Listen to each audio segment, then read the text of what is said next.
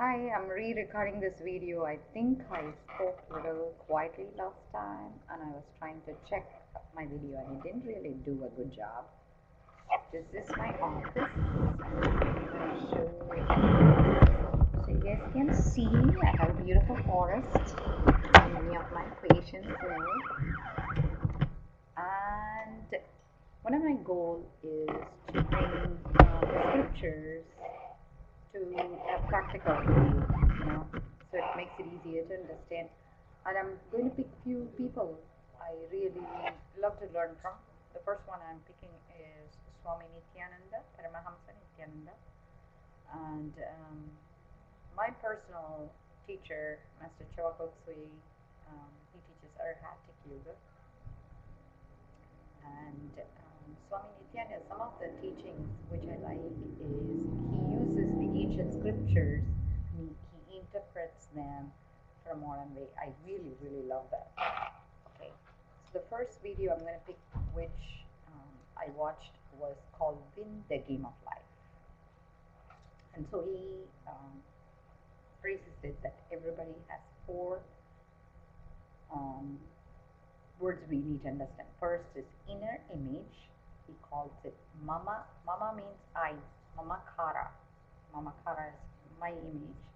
The second one is ahamkara, means others image, which is outer image. And the third word he uses is others image. Anya kara. Anya means others image. Kara I would assume is image. And then the swaya anya kara is life image. Swaya means like what we would love our life to be like, So my problem is I don't look into the camera frequently, so I should look into it. So I talk to you personally, right?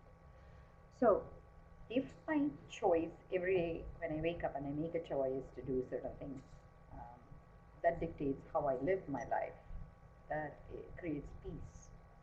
And of course, if by chance you do have an inner truth and you are not following the inner truth, that creates conflicts in energy. So if by chance, let's say, all the being inside you believes the same thing and you follow that belief, then it creates peace. And if it is in alignment with the universe, it's even a bigger peace you create. And if by chance it is somebody else who expects you to live a certain way, like society has an expectation, right? To be productive, you pay your taxes, you do due diligence, you are very accountable, you're respectful, and you follow that path to live life that creates success. Like for example, right? When I was young, I wanted to be a healer. When I went and told my mom, she says to me, "You need to become a doctor first." And of course, in India, there is a saying like your mom comes first, mom's word, then father's word, and then teacher's word, and then God's word. That's the way they say it. Mata, Pita, Guru, Devam. That's what they call it.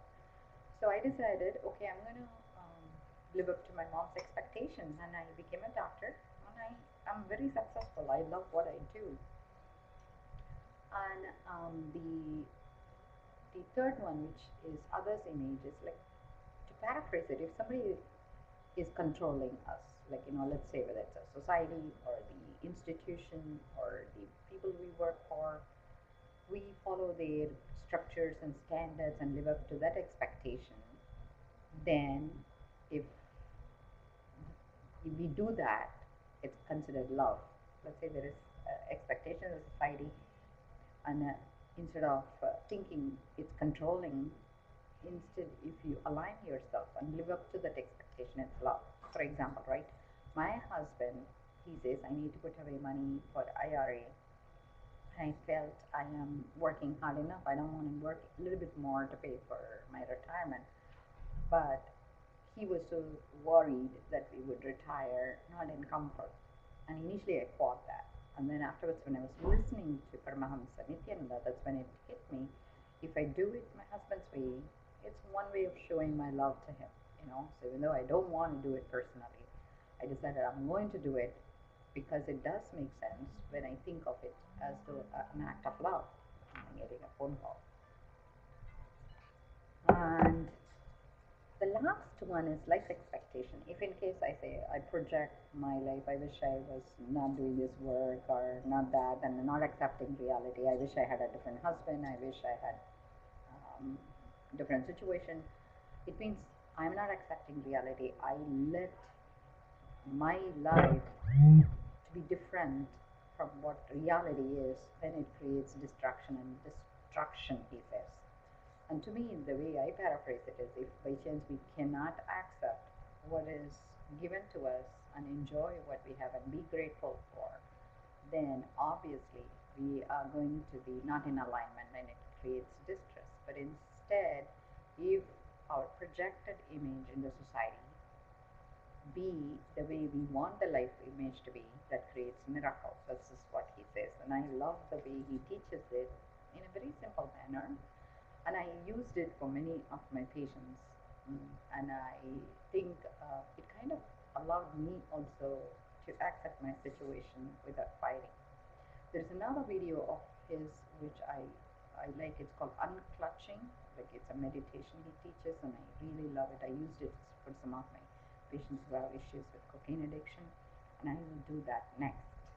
And I really love you all, and I'm so grateful to work for Dr. Do, who allows me to do all these stuff and creates space so I can do what I really want to do. And I'm going to turn off this session, and I'm going to bring it on. So when I end the session, you will still be able to see me. Yes. Bye-bye.